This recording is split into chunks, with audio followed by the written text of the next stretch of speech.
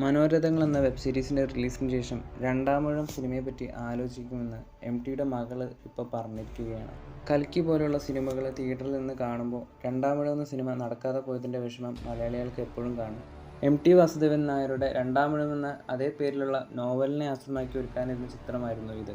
രണ്ടാമൂഴം എന്ന സിനിമയുടെ ഇംഗ്ലീഷ് സ്ക്രിപ്റ്റും മലയാളം സ്ക്രിപ്റ്റും ടിയുടെ കയ്യിലുണ്ട്. എപ്പോഴും രണ്ടാമൂഴക്കാരനാവുന്ന ഭീമനെയാണ് ടി നോവലിൽ അവതരിപ്പിക്കുന്നത്.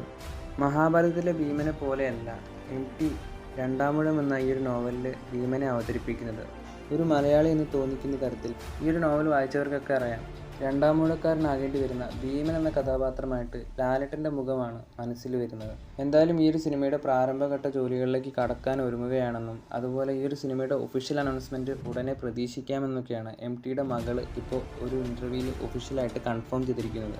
രണ്ടാമൂഴം എന്ന സിനിമ ലാലേട്ടനെ നായകനാക്കി സംഭവിക്കുകയാണെങ്കിൽ ലാലേട്ടൻ്റെ കരിയറിലെ ഏറ്റവും ഹൈപ്പുള്ള ചിത്രമായിരിക്കും രണ്ടാമൂഴം എന്ന കാര്യത്തിന് സംശയമില്ല.